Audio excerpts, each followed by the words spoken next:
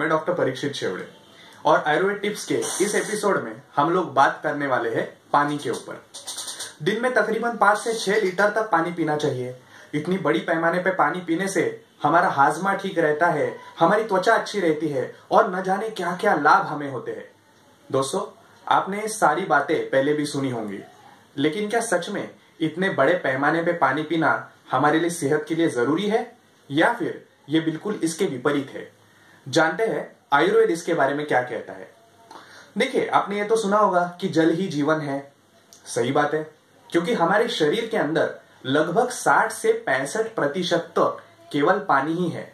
लेकिन इसका मतलब ऐसा तो नहीं हुआ कि हमने ज्यादा से ज्यादा पानी पीना चाहिए। क्यों?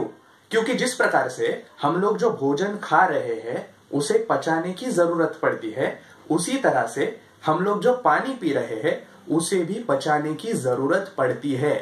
जी हाँ, जिस तरह से खाया हुआ भोजन पचाने के लिए हमारे जठराग्नि को कार्य करना पड़ता है, उसी तरह से पिया हुआ पानी भी पचाने के लिए उसी जठराग्नि को काम करना पड़ेगा।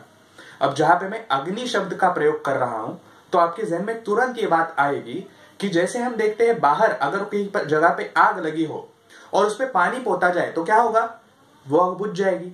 उसी तरह से अगर हम लोग हमारे शरीर के भीतर की ये जो आग है, माने हमारी पचन शक्ति है, उसके ऊपर इतना सारा पानी थोपेंगे तो वो भी धीरे धीरे कम होने लगेगी।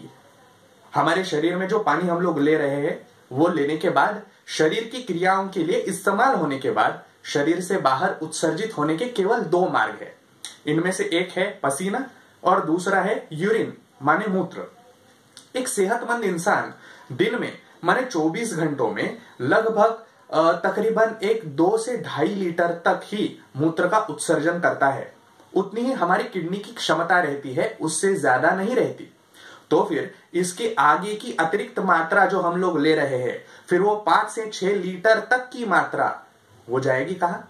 जाहिर सी बात है, उसी मात्रा की बदौलत शरीर में मोटापे से लेकर जोड़ों के दर्द तक तरह तरह की शिकायतें होना शुरू हो जाता है।